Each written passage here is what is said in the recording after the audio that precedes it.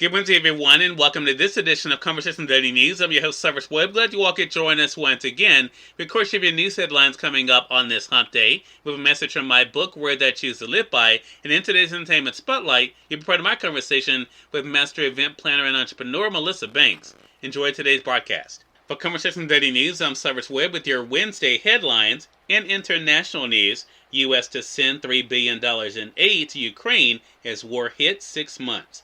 As Russia's war on Ukraine drags on, U.S. security assistance is shifting to a longer-term campaign that will likely keep more American military troops in Europe into the future, including imminent plans to announce an additional $3 billion in aid to train and equip Ukrainian forces to fight for years to come, U.S. officials said.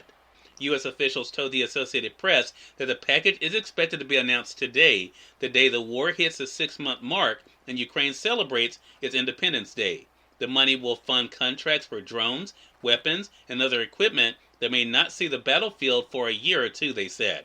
The total of the aid package, which is being provided under the Ukraine Security Assistance Initiative, could change overnight, but not likely by much. Several officials spoke on condition of anonymity to discuss the aid before its public release. Unlike most previous packages, the new funding is largely aimed at helping Ukraine secure its medium to long-term defense posture, according to officials familiar with the matter. Earlier shipments, most of them done under the Presidential Drawdown Authority, have focused on Ukraine's more immediate needs for weapons and ammunition and involve material that the Pentagon already has in stock that can be shipped in short order. In addition to providing longer-term assistance that Ukraine can use for potential future defense needs, the new package is intended to reassure Ukrainian officials that the United States intends to keep up its support regardless of the day-to-day back and forth of the conflict, the official said. The NATO Secretary General noted the more extended focus Tuesday as he reaffirmed the alliance support for the conflict-torn country. Winter is coming, and it will be hard, and what we see now is a grinding war of attrition. This is a battle of wheels and a battle of logistics. Therefore, we must sustain our support for Ukraine for the long term so that Ukraine prevails as a sovereign, independent nation, said the UN Secretary General, speaking at a virtual conference about Crimea organized by Ukraine. 6 months after Russia invaded, the war has slowed to a grind as both sides trade combat strikes and small advances in the east and south. Both sides have seen thousands of troops killed and injured as Russia's bombardment of cities has killed countless innocent civilians.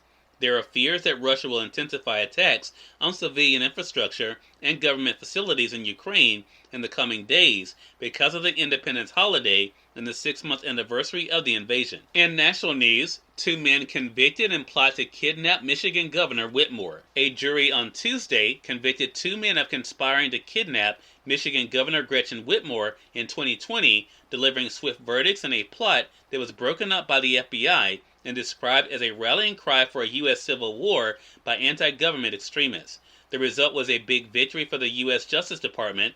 A different jury just 4 months ago couldn't reach a unanimous decision on Adam Fox and Barry Croft Jr., but acquitted 2 other men, a stunning conclusion that led to a second trial.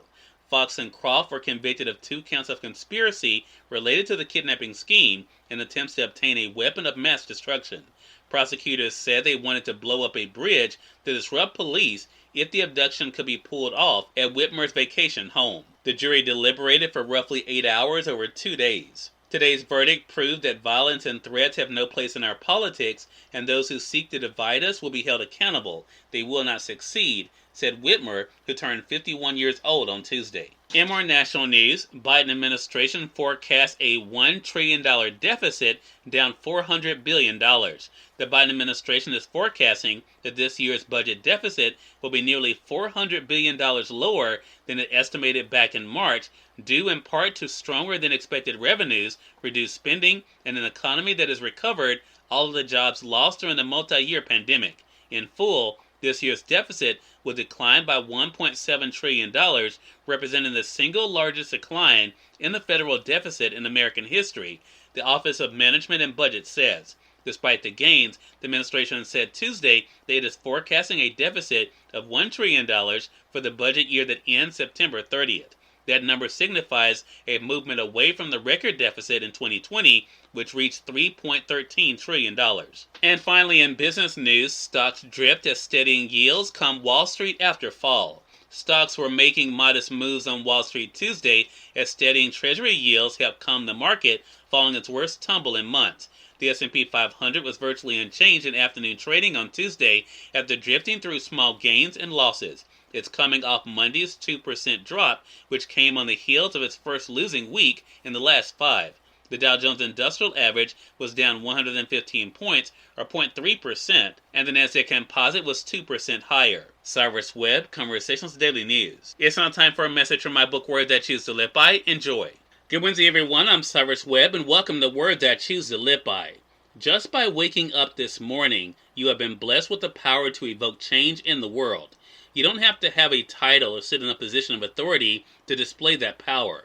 By the way you choose to live your life, you are showing not only who you are, but whose you are. So let's get to it. Have an amazing Wednesday. Master event planner and entrepreneur Melissa Banks is featured in today's Entertainment Spotlight. We're here on Conversations Daily News. For Conversations Daily News, I'm Cyrus Webb with Entertainment Spotlight. Master event planner, entrepreneur, author, and so much more, Melissa Banks, join me on Conversations Live, the radio show, to talk about her extraordinary journey. Here's a bit of our conversation. I want to talk about this experience for you because you've shared about your journey in the past, but what has it been like for you to kind of reflect on the past 20 years that you've been able to share your platform with the world, and now I think more recently letting us know more behind the scenes of the makings of Melissa Banks. What has that been like for you?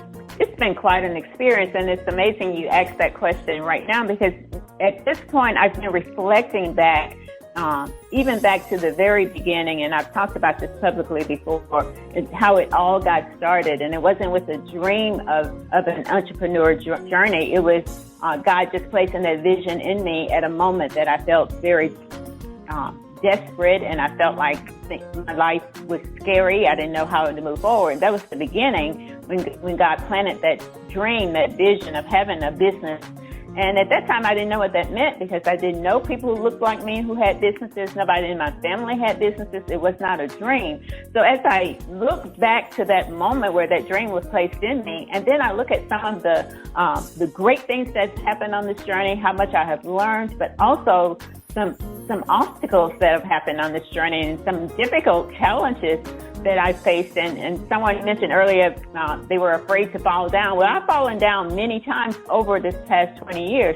But what's always kept me together and what has always kept me moving forward was that knowing in my gut and my spirit that this dream was planted here and was not planted here to fail. It was planted here to succeed. So each time that I've fallen or I faced a challenge, it just pushed me to moving forward and to keeping going. And that's the biggest lesson through the entire journey. Cyrus Webb, Conversations Daily News.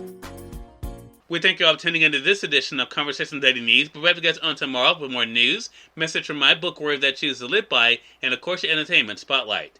Until then, I'm your host, Cyrus Webb, saying as always, enjoy your day, enjoy your life, enjoy your world. Thank you all for choosing Conversations Daily News today. Then let's go make it a great one.